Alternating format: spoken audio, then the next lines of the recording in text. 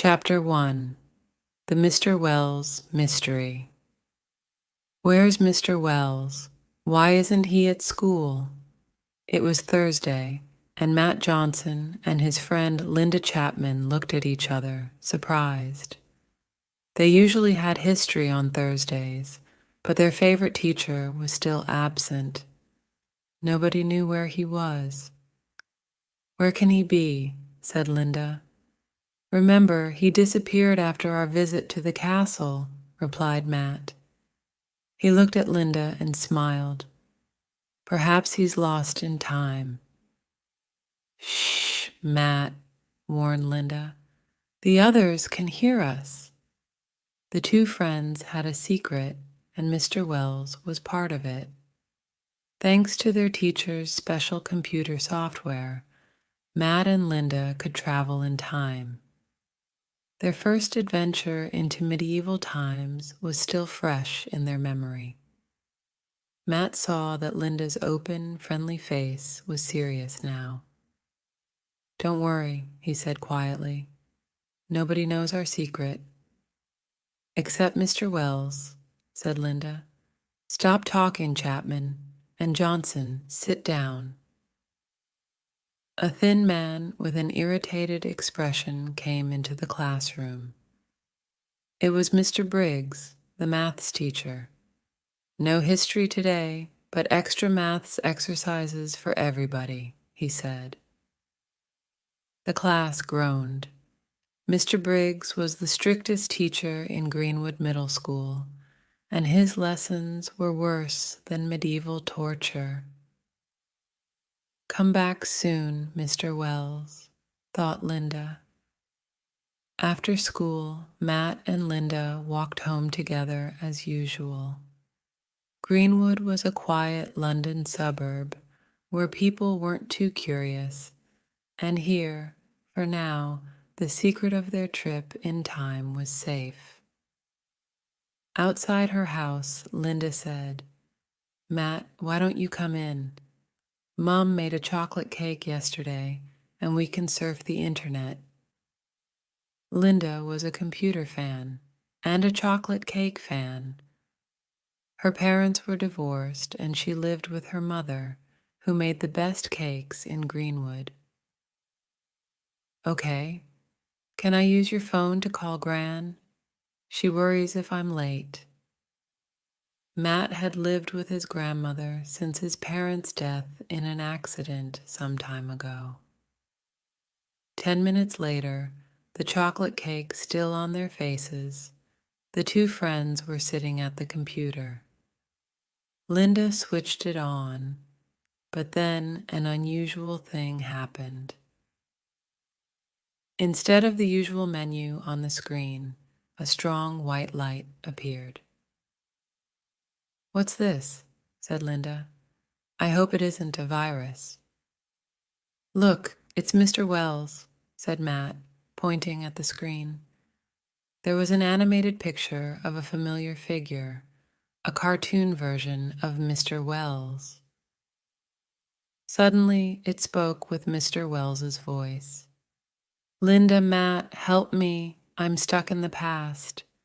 It's 1864 and I'm in North America, but I haven't got enough power to come back to the present." They watched, incredulous, as the cartoon figure took a letter from its jacket pocket. "All the details are here. Please come soon. You're my only hope." There was a flash of light, and only the letter remained on the screen. Linda quickly clicked on it with the mouse and saved it on her hard disk. Astonished, she turned to look at her friend. "Well, what do we do now, Matt?" she asked him. Chapter 2. Time for another adventure. "There's nobody around. Quick, open it." It was 5 o'clock on Friday afternoon. The school was deserted, and Matt and Linda were standing in front of Mr. Wells's locker in the staff room. They had to try and find his CD-ROM, notebook, and PC battery before someone discovered them. 5 minutes later, hearts beating fast, the two friends were outside the school gate with all the things in Matt's backpack. "Let's go straight to my house and try to load the CD-ROM, Matt," Linda suggested. "Okay. I hope we can understand Mr. Wells's notes. His handwriting is terrible," replied Matt. At Linda's house, they started work. Mr. Wells's letter told them to load the time travel software on the CD-ROM. They put the CD-ROM in the drive, and the Mr. Wells cartoon appeared again. "To travel in time," said the funny figure, "you must type the coordinates of your destination, the month, and the year." Matt and Linda saw there were 2 boxes, one for the coordinates and one for the date. "We know the year," said Matt, "but the month? Look." Linda moved the mouse, and a window appeared on the screen. "Time trip files," she read. "Duxbury Castle, October 1215. No, that's not it. Kansas, September 1864. Yes, that's it, Matt. I knew that Mr. Wells was a cowboy film fan. Now he's stuck in the Wild West." She laughed. "And we have to help him, Linda," Matt said seriously. "Now, the coordinates should be in his notebook." "We'll need the right clothes for America in 1864, interrupted Linda. "Good idea. What have we got?" Matt looked at his clothes. His jeans were okay, but in his football shirt, he didn't look like a cowboy. "Let's see," said Linda, looking in her wardrobe. "My jeans are fine, and I've got a denim shirt and leather boots." Then she took out a large checked shirt. "Try this. It was my dad's." Matt hesitated. "Not really my style, but—" He put it on over his Newbridge United top, then put the PC battery in the pocket. "We need this to get back to Greenwood. We mustn't lose it." How it was time to go. The two friends looked at each other. What new adventures were waiting for them in America in 1864? "Okay, read the coordinates," said Linda, sat down at the PC. Matt looked at the notes. The writing was awful. He found the word Kansas, but Mr. Wells' numbers were worse than his letters. Was it 86.30 degrees? He read out the coordinates, and Linda typed them into the computer. Now they saw an hourglass which began to rotate on the screen. "Sit beside me, Matt. Quick!" cried Linda, and pressed enter. There was a flash of white light, and they disappeared. Matt opened his eyes slowly. Linda was on the ground beside him. They were in a field of tall plants with soft white flowers. They stood up and saw a black girl nearby picking the flowers. She saw them too and looked surprised but not afraid. "What are you doing in my cotton field?" she asked curiously. "Cotton field? Oh no, Matt. We're in the wrong place," said Linda. Suddenly, there was a terrific explosion, and all 3 of them dived to the ground. "You are in the wrong place, friends," said the black girl. "Don't you know there's a war here?" Chapter 3. Where are we now? A war! Matt and Linda looked at each other incredulously. "Of course. Where do you come from?" asked the black girl curiously. "We arrived from England a few months ago," replied Linda. "We're lost. We want to go west." That's dandy. The girl shook her head. I have to pick cotton in the middle of a war, and then I find 2 lost English kids in my field. She laughed and continued her work. Where are we, Linda? Whispered Matt, looking around them. Oh, Matt, your geography is terrible. All the cotton plantations are in the southeast of the United States, so we must be there. It's a disaster. We're hundreds of miles from Kansas and Mr. Wells. There was another terrible explosion in the distance. But who is fighting who, Matt? Linda asked. Your history is terrible, replied Matt. If this is 1864, then it must he the Civil War between the North and South. Wasn't that war about the abolition of slavery? Asked Linda, watching the black girl at work. Not exactly. I know there were slaves in the southern states and not in the north, but I think the war started because the South wanted its independence and the North didn't want to divide the Union. To reach my sister in Kansas. Kansas, cried Linda. We have to go to Kansas too. Why don't you come with us? But I haven't got any money now. The girl smiled sadly. Do you think that we have? Laughed Matt. Anyway, you can't stay here. It's too dangerous. We'll find some free transport somehow. Now it's late.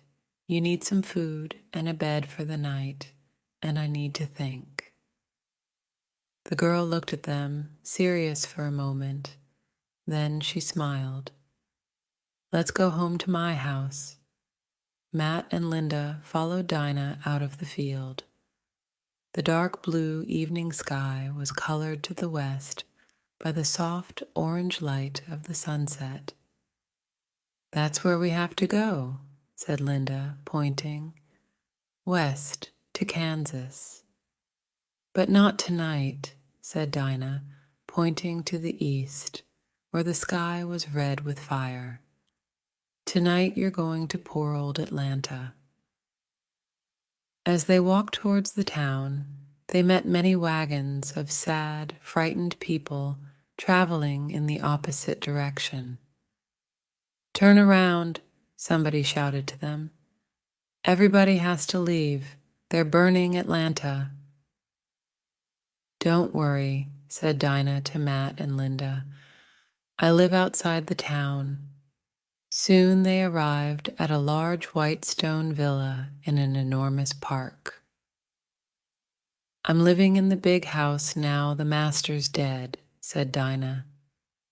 The other slaves took a lot of furniture and fancy things, so there's not much inside now, but there are beds for us all, and it's better than 15 years in a little wooden cabin. That's where I used to live.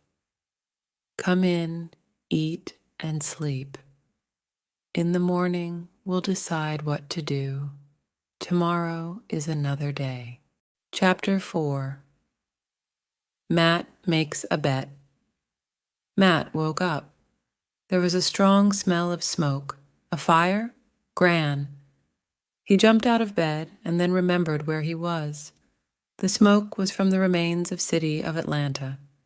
Today they had to go west to try and find Mr. Wells. Downstairs, Dinah was in the kitchen, washing the dishes from last night's dinner of salted pork and sweet corn. Can I help? Asked Matt. Dinah smiled.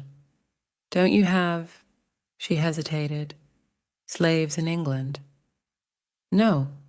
And after this war, slavery will end in America too, he replied. Do you think the North will win? She asked him. I know they'll win, he answered. Dinah was surprised by his conviction, so Matt quickly changed the subject. Who's that? He asked, pointing to a portrait of a severe, pink-faced man with a background of cotton fields and slaves on the kitchen wall. "He was my master," said Dinah. "He wasn't a bad man. He whipped the men if they didn't work well, but never the women." "I'm ready." Linda came downstairs then. "Let's go west," she said, smiling. They walked from the White House to the main road. From Atlanta came a slow procession of wagons. Their occupants all looked sadly down the road, as if towards an uncertain future. Smoke from the town blocked out the sunlight, and there was a strange, uneasy silence.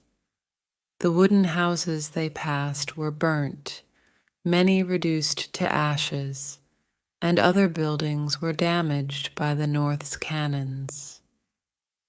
There were many Union soldiers in their blue uniforms, but they were all too busy digging trenches to transform the city into a military base to notice the three friends.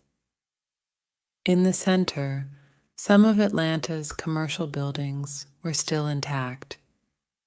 "We need information," said Matt, pointing to a saloon. "Let's try there." "It's better if we girls stay outside," said Dinah to Linda. Matt went into the saloon, trying to look grown up. There was sawdust on the floor, a bar with numerous bottles of liquor behind it, and a pianist playing a sad melody at the old, dusty piano. It was Dixie, but he was playing the usually happy song of the South to the tempo of a funeral march. "What can I do for you, boy?" asked the barman. "How can I get to Kansas?" asked Matt. The barman laughed. "First you have to leave Atlanta, hoy, then just ask for directions," he said sarcastically. "Kansas?" A tall man in a brown Stetson with small dark eyes and a thin black mustache approached Matt. "There's a stagecoach leaving this morning, and I've got 3 tickets," he said. "That's great," said Matt eagerly. "Yeah, for me and my family." The man laughed sadistically and turned to the barman. "Give me another glass of good Southern whiskey," he demanded. "In a few weeks, all I'll have to drink will be horrible Northern liquor in Kansas." He quickly drank his whiskey. "Who wants to play billiards with Rhett Beauregard, the best player in Georgia?" he shouted suddenly. "It's my last game in the old Atlanta saloon." Nobody answered. The few silent clients were lost in their own sad thoughts. Matt had an idea. "I do," he said quickly. "I'll play billiards with you, but I want to make a bet. If I win, I want your 3 tickets for the Kansas stagecoach." Beauregard thought for a moment, then he said, smiling horribly, "And if you lose Hoy, I want that slave girl you left outside." Chapter 5. The Journey to Kansas. Linda was surprised when she looked in the window of the saloon and saw Matt playing billiards, particularly when someone nearby shouted, "The Kansas stage leaves in an hour." Then she saw his serious expression and noticed that all the other customers were watching the game closely, and suddenly she understood what her friend was trying to do. "Dinah, he's trying to win our trip to Kansas," she cried. Matt was good at billiards, but at first the pressure of the situation made him nervous, and he played badly. Fortunately, his opponent was drinking too much whiskey, and slowly Matt took advantage. Beauregard looked nervously at his pocket watch. The stagecoach for Kansas was going to leave in 10 minutes. Matt made a great shot and won the game. "Now give me my tickets, please," he said calmly. "I'll give you this," shouted Beauregard angrily, taking a pistol from his holster. "Stop!" The barman was pointing his rifle at Beauregard. "The boy won fair and square. Give him the tickets." The journey was like a strange, tormented dream. They traveled 800 miles in 3 weeks. They left Georgia following the spectacular Appalachian Mountains and continued through the Confederate states of Alabama, Mississippi, and Arkansas, and into the Union state of Missouri with its vast forests. A memorable moment was crossing the majestic Mississippi River, but the devastating effects of the war were everywhere and impossible to forget. Towns in ruins, plantations destroyed, thousands of men in gray or blue uniforms, many of them mutilated by terrible weapons of destruction, and piles of coffins waiting for the dead. The stagecoach wasn't comfortable, but they stopped at night to sleep. During the day, nobody talked much. The war made everyone sad and silent. They often heard a familiar name, Lincoln, pronounced with respect and hope. The other 5 passengers in the stagecoach changed frequently. One day, another passenger, a plantation owner from Alabama, spoke to Dina. "Girl, you had a job, a home, and food. Now what have you got?" Dina smiled. "My liberty, sir," she said proudly. Kansas City was a lively frontier town, the last stopover for many homesteaders going west. The main street, with its hotels and saloons, was full of European immigrants waiting to form a wagon train for the Oregon Trail. It was time to say goodbye to Dina. Her sister Daisy, notified by telegram, was waiting for her. "Stay with us for a few days," insisted the 2 girls after their happy and emotional reunion. "Thanks, but we have a job to do," said Linda. "Dina, I have to confess that I played with your life in that billiard game in Atlanta," added Matt. Dina laughed. "But nobody can play with my life now, Matt," she said happily. "I'm free." "I'll miss Dina," sighed Linda as they walked down the main street. Yes," Matt said distractedly. "Linda, why is everyone looking at us?" In fact, the 2 friends were the object of great attention. Then they saw the reason. All along the street were big posters with their photograph on them, and under it one enormous black word, "Wanted." Chapter 6. On the Oregon Trail, Matt and Linda now felt very conspicuous. They walked along the street, feeling the eyes of everyone watching them closely. Then a voice called them by their names. "Matt, Linda, I think it's time for us to talk," it said. A big man with a long mustache and a badge in the form of a star was sitting in a rocking chair on the veranda of a small stone building. The sign above his head said "Sheriff's Office." The 2 friends were sitting in the sheriff's office as he explained to them why there were photos of them all over the town. "Your uncle had the idea of the poster to bring you to my office. Isn't our uncle here?" asked Matt. "No, but he left a letter for you," replied the sheriff, taking an envelope out of his desk. Linda opened the envelope. Inside was the photograph from the wanted posters and a note. "Dear Matt and Linda," she read, "I hope you like the photo. I took it on the bus to Duxbury, do you remember? I'll be at Fort Laramie. Meet me there. Best wishes, Mr. Wells, your uncle." "Oh no," said Matt. "Where's Fort Laramie?" "It's on the Oregon Trail," answered the sheriff. "You can go with one of the wagon trains, but watch out for redskins. They're called Native Americans now," said Linda indignantly. "Not redskins." Matt groaned. "Native Americans, indeed," replied the sheriff gruffly, an angry light in his eyes. "Redskins, Indians, call them what you want. They'll scalp you before you can say your prayers. My brother was killed by Native Americans in Colorado, and his wife and 2 kids, a brother and sister like you."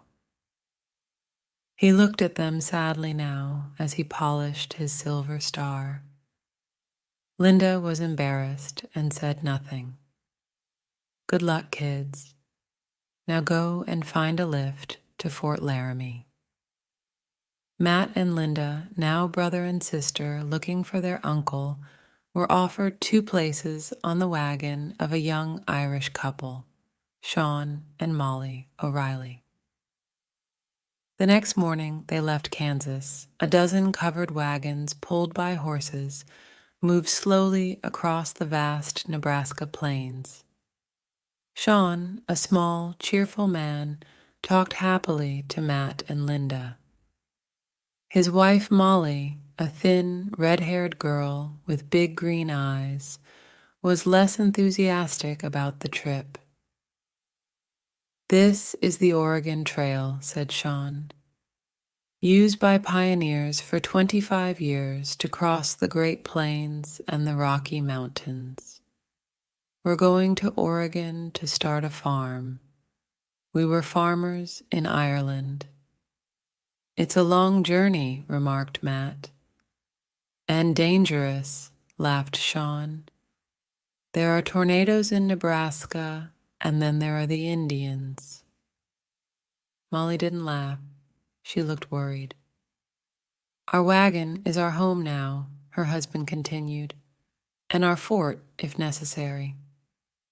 They traveled 15 miles a day. At night, they stopped to cook their provisions, or rabbits and other game they caught, on campfires. If the weather was bad, they slept in the wagon. If not, they slept under the stars. One fine night, Linda was woken by a strange sound. She opened her eyes and saw a huge rattlesnake only a meter from her head. She screamed, and Sean arrived and hit it with a stick. "Did it bite you?" asked Molly, worried. "If it did, we must put some horse manure on the bite." "No, I'm fine, thanks," Linda assured her. "Thank goodness it didn't bite me," she added quietly to Matt. "Horse manure, youch." One morning the wagon stopped suddenly. 3 men on horses were watching them from a distance.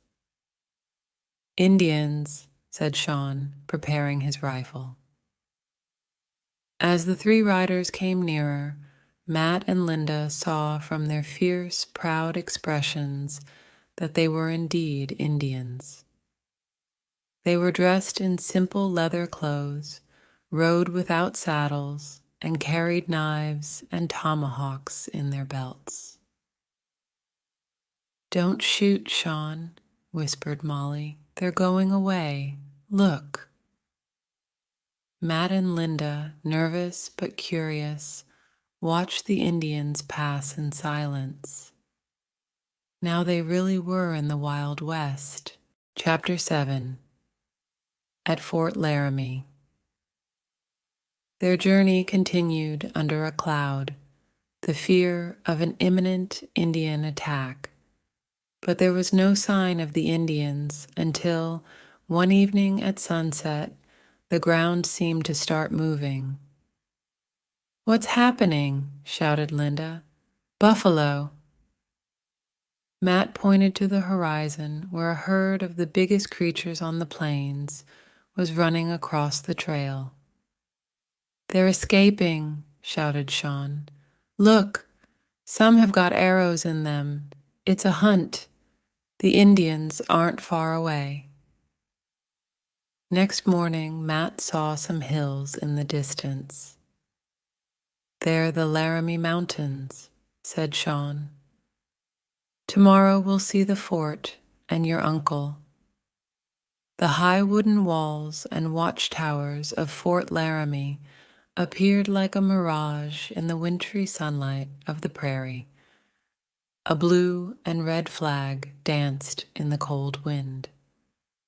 "Linda, that's the U.S. cavalry flag," Matt whispered. "Maybe John Wayne is here." Linda smiled. "I only hope that Mr. Wells is here, after all our efforts to find him," she replied. A soldier in a blue uniform opened the big wooden gate, and the wagons entered the fort. Inside were some white tents, a few wooden huts, and stables for the horses. A tall man with brown hair, tired blue eyes, and red cheeks came out of a hut to meet them. "Captain Angus Mackay at your service," he said, saluting them. He seemed happy to have visitors at his lonely fort. Linda and Matt came forward. "Sir," said Linda, "we're looking for our uncle, Mr. Wells." "Yes, I recognize you from the photograph he showed me," Mackay said. "But Wells isn't here. He arrived 2 weeks ago and spent a few days here, but he wanted to see the Indians. He left one morning and didn't come back. I'm afraid his fate depends on which tribe he met." "We must find him," said Matt desperately. "Son, maybe your uncle is safe. The situation here is delicate, but many of the tribes want peace. 13 years ago, I was sergeant here when a treaty gave the Indians hunting grounds far away from the Oregon Trail. They were promised government protection. Then, 5 years ago, gold was found in Colorado, and the Indians' land was invaded by white men. The Cheyenne went on the warpath. Now their chief, Black Kettle, is offering peace, but Governor Evans of Colorado refuses. He wants to see the Indians dead. He thinks they are savages." "And you?" asked Linda. "I know the Indians well. I think we could live together in peace, but too many of our people think like Evans. Now, you must be tired after your journey. Let's have dinner." Matt and Linda were too worried about Mr. Wells to appreciate Captain Mackay's hospitality. Next morning, they left Fort Laramie early with the wagon train, hoping for news of their teacher at the next fort on the trail. "Your uncle will be fine," Molly assured them. "Those Indians didn't attack us, remember?" Suddenly, an arrow flew through the air and hit their wagon. "Form a circle," shouted Sean. "Hurry!" The wagon drivers desperately turned their horses as a band of Indians galloped furiously towards them, shouting and whooping. "Molly, Linda, keep down," ordered Sean. "Kid," he threw a rifle to Matt, "here's your chance to be a hero." Chapter 8. Encounter with the Indians. There was no time to think. Matt pointed the rifle and pulled the trigger. But Linda caught his arm and the bullet hit the ground. "Matt, no, they're not attacking," she shouted. Riding towards them now was another young Indian. He was wearing Indian clothes, and his eyes burned with dark Indian pride, but his hair was fair and his skin was lighter than the others. He shouted angrily, then turned to the circle of wagons, his right hand raised in a sign of peace. Then he began to speak to the homesteaders. In English, the great Cheyenne chief, Black Kettle, wants peace with the white man. He offers you safe passage across our land. Continue your journey and speak well of Black Kettle. He turned his horse, a beautiful white Mustang, and began to ride away. "Wait!" Linda ran after him. He stopped in surprise and looked at her. "Can you help us? We're looking for our uncle. He's tall and thin with curly white hair. He moves his arms a lot when he talks." "That's Crazy Cactus," the young brave laughed. Linda laughed too. "You know where he is then?" "Of course, he's with my tribe. He's very funny." "Can we see him?" The brave thought for a moment. "Yes, okay. Come with me to my camp. This is good medicine. The elders say if a white girl visits the Cheyenne, it is a sign of peace. But you said we." "Yes, there's my brother Matt too. My name's Linda." "I'm Johnny," the brave smiled. "Johnny Coyote." "Linda, can you tell your brother to leave that gun? It's not a toy." Matt put down the rifle, but decided he didn't like Johnny very much. The Indian boy pulled Linda up behind him onto his horse. Matt didn't like that either. They said goodbye to Sean, Molly, and the others. Then, with Linda riding behind Johnny and Matt behind another brave, they galloped away over the plain. Linda held on to Johnny and felt the wind in her hair and a strange new sense of freedom and happiness. After a while, Johnny slowed his horse. "Can we talk?" he asked, "before we reach the camp?" Linda looked at him closely. His dark eyes were typically Indian, but his hair and face were different. "I'm a half-breed," he told her. "My father was Cheyenne, but my mother was American. The Indians took her when she was young. She grew up with the Cheyenne and married one of their warriors, my father. She taught me about the white men and their language, English. But she died 5 years ago, shot by white mercenaries. Then my father drank a lot of white man's whiskey and went to look for revenge. He killed 4 men before they shot him." "I'm sorry," said Linda sadly. Thinking of Matt's parents too, she waved to her friend, but he looked angry and didn't respond. "I can't understand the Americans," Johnny continued. "We could live in peace, but they take our land and fight us. Black Kettle wants peace, but I don't trust the white men. Look, that's our camp over there." In the distance, Linda saw a circle of tents.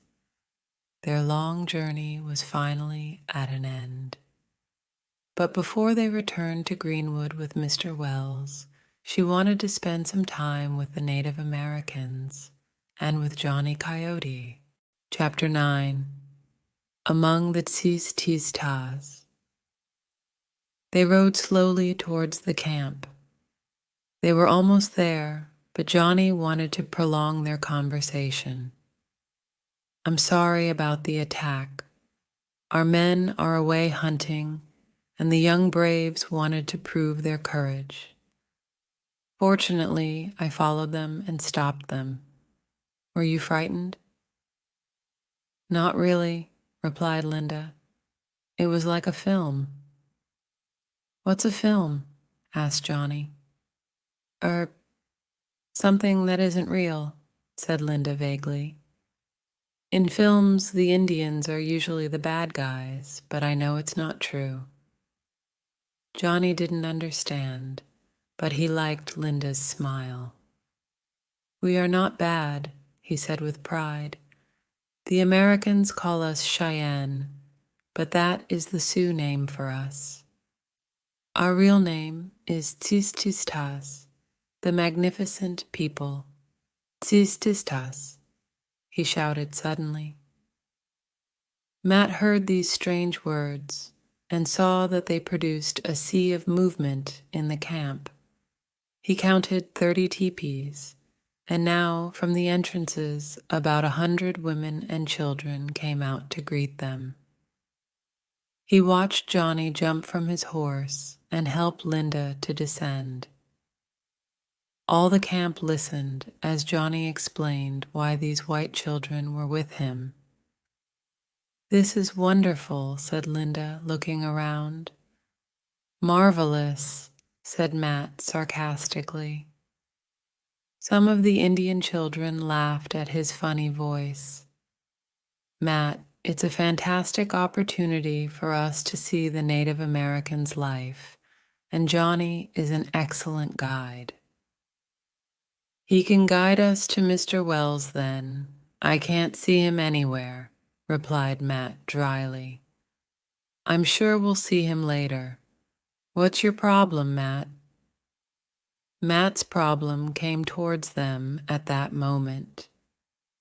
"Linda, you and your brother can stay in my tent with my uncle's family," said Johnny, and took them to a beautifully decorated teepee.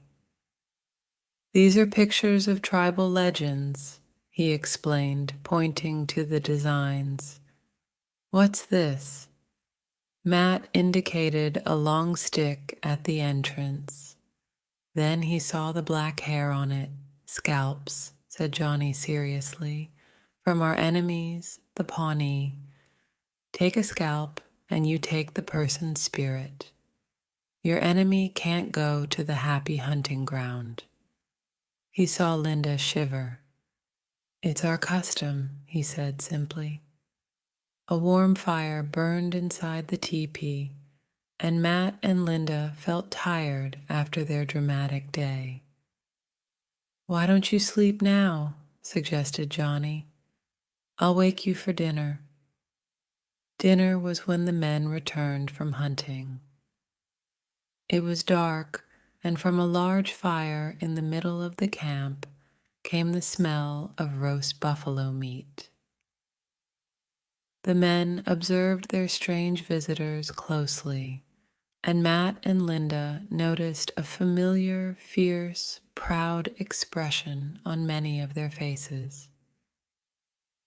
"They are the dog soldiers," Johnny explained, "our warriors. They organize the camp, the hunts, and battles. Soon I will he one too." While the meat roasted on the fire, they ate a strange broth of fruit and animal fat. "It's called pemmican," Johnny told them. "Now, because you are guests, you can taste the buffalo's tongue." Suddenly, there was great hilarity, and they heard a familiar voice. "The Sioux will defeat General Custer, but—" Dressed in buffalo skin clothes and with feathers in his hair, they saw Mr. Wells speaking to a group of Indians. Matt and Linda laughed at his strange appearance too, but then they saw the rope around his feet.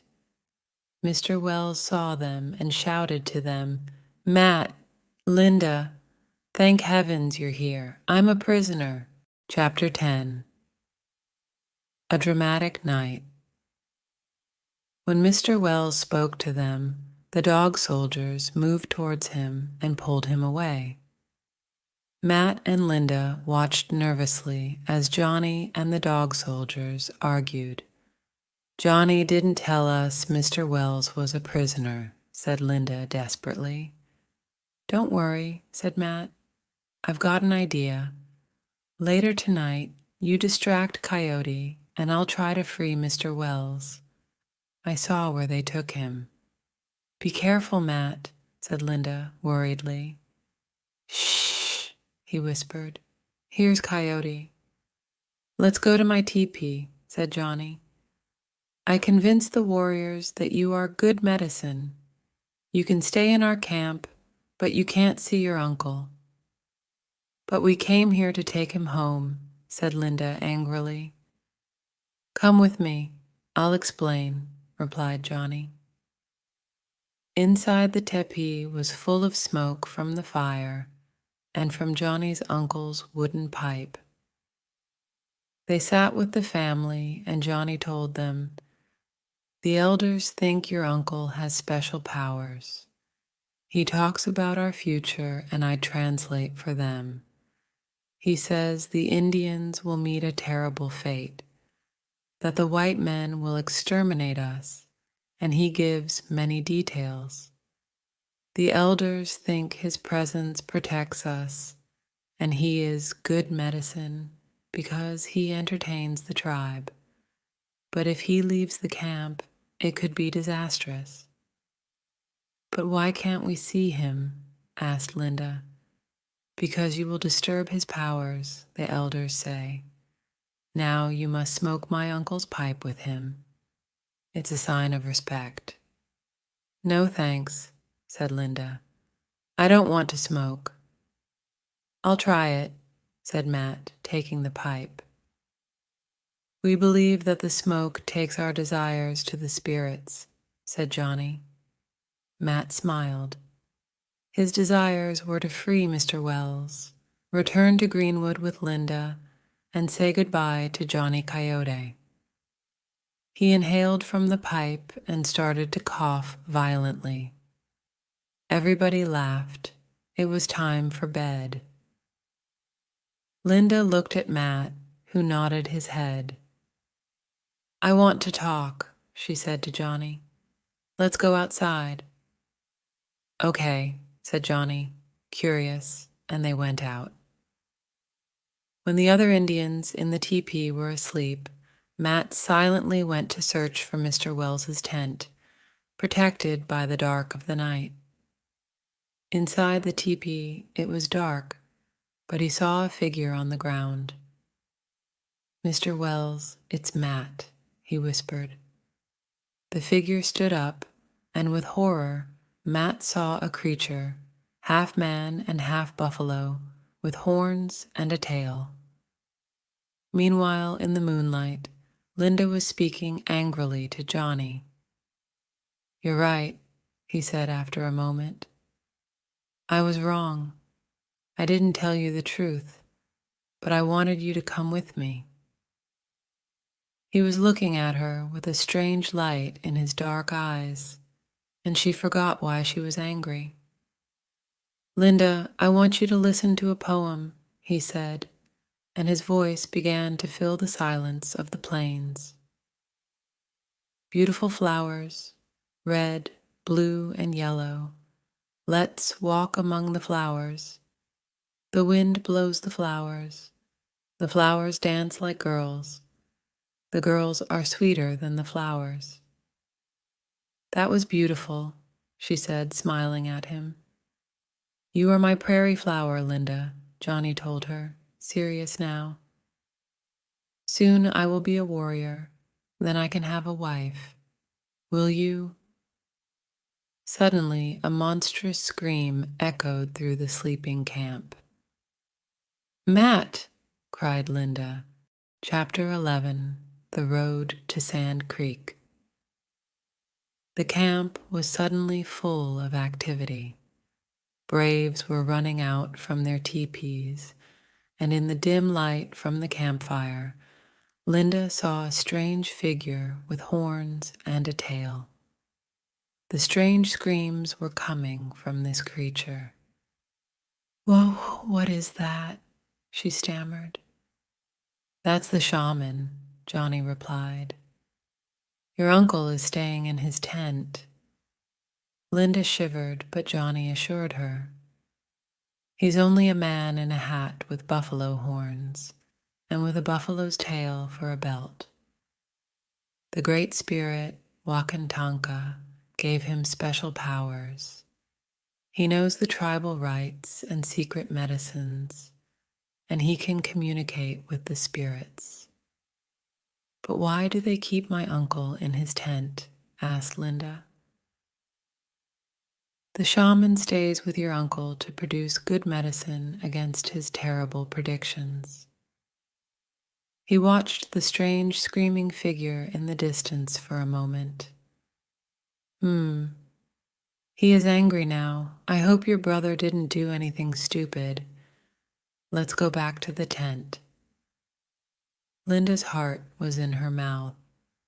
"What's happening?" Matt was standing at the entrance of the tent, yawning. Johnny, irritated, told them to go back inside and went to hear the shaman speak to the dog soldiers. "Matt, are you okay?"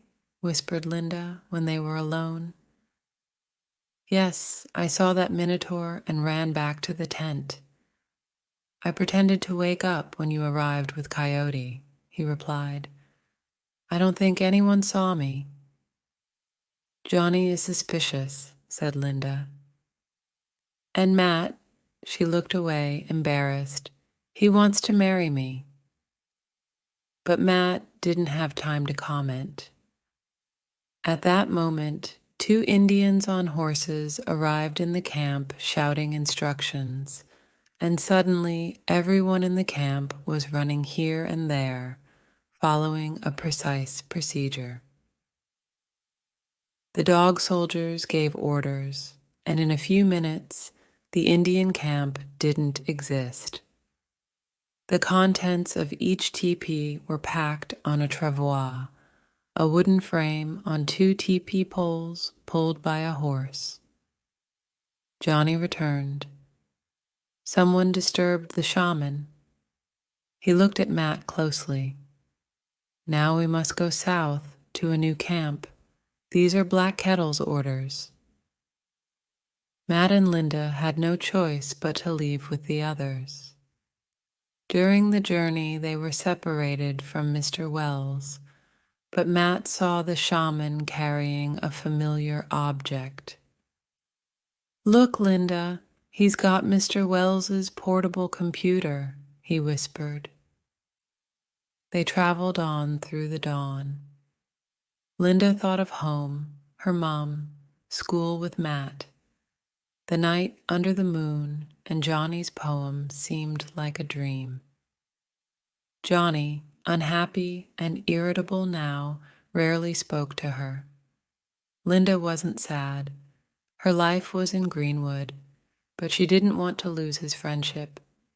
She decided to talk to him. "Where are we going, Johnny?" she asked. "This is our life, Linda. We are nomads. An Indian is man, plant, animal, sky, earth, wind, and water. We respect the resources that nature offers us. Once we followed the buffalo and lived in harmony with nature. Then the white men arrived. Now we can only go where they say. Black Kettle, our great chief, is at Sand Creek. There, the American government offers us protection from other white men, and that is where we are going." Sand Creek was a sea of tepees in the cold wind, and hundreds of tired, hungry Indians sat around the American flag in the center, where a tall, proud Indian was speaking with great conviction. "That's Black Kettle," said Johnny. "He is a great man, but the price of peace is high. I must speak to Black Cattle. Here we risk losing our identity as a people, or worse. Worse? What do you mean? Asked Linda, puzzled. Johnny turned and looked at her intensely. Your uncle predicted a massacre at Sand Creek. Chapter 12. The Sundance Solution. Mr. Wells knows his subject, said Matt, and he says there's going to be a massacre here. We must escape. The shaman won't stop you, interrupted Johnny, returning at that moment. I told Black Cattle that a hunt is a good idea. Our people are sad and hungry. The hunting ceremony makes us happy. The buffalo fills our stomachs, and the shaman must sing during the ceremony to bring good medicine. That will be your moment. He looked at Linda. I'm happy you saw our real life, not the film, he told her, smiling. Then he turned to Matt. You don't like me because I like your sister, but now you must go to meet your destiny and I must go to meet mine. Can we be friends? Okay, Johnny, thanks. Matt felt a bit embarrassed. Tonight I do the Sundance, continued the young brave proudly, and then I will be a real warrior and can go hunting. Good luck, Matt and Linda. Goodbye. That evening, the entire Indian camp gathered around the campfire. Some braves appeared and moved into the center near the campfire. They had iron hooks sticking into their muscles, and attached to these were heavy buffalo bones. In a trance, the braves pulled this terrible weight, their flesh pulled down by the cruel hooks. Oh, cried Linda, horrified. Those poor men, what are they doing? It's the Sundance, said Matt. And look, there's Johnny. But Johnny was lost in his rite of initiation and didn't see them. I can't watch, said Linda. It's awful. They went to the teepee and waited. After a while, the hunters left, and only the shaman's song disturbed the silence of the dawn. Let's go, said Matt. Everybody's asleep. The shaman was still singing by the campfire and didn't see them go into his teepee. Mr. Wells, wake up. It's us. It's time to go home, Matt whispered urgently. Linda untied the rope. Thanks, kids. I've got the computer here. Where's the battery? Said their teacher, standing up. Here. Matt produced the precious object from his pocket. Poor Indians. They didn't treat me badly, really. But I can't help them. I can't change history, said Mr. Wells sadly, attaching the battery to the computer. Okay, the computer's ready. Stand next to me.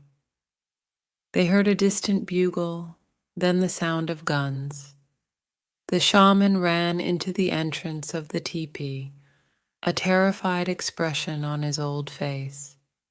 I'm sorry, cried Mr. Wells, and then the 3 time trippers disappeared in a flash of white light. They were in Linda's bedroom. Her school uniform and the 2 plates with chocolate cake crumbs were still on the bed. Their 3 months of adventure had been only a few seconds in the present. Mr. Wells, what happened at Sand Creek? Asked Matt. American mercenaries killed 450 Indians, mainly women and children. The Indian men were out of the camp hunting, replied Mr. Wells. Black Kettle raised a white flag, and the American flag as a sign of peace. But the American soldiers ignored it. It was a massacre. And Johnny? Asked Linda anxiously. I don't know, Linda. We could try a search on the internet. Perhaps we can find out something about him. Linda sat at her computer and started the search. She soon had an answer. Johnny Coyote, a Native American hero, read Matt. He became a spokesman for Indian rights and was an important figure in the Supreme Court case of 1924 that made the Indian citizens of the USA.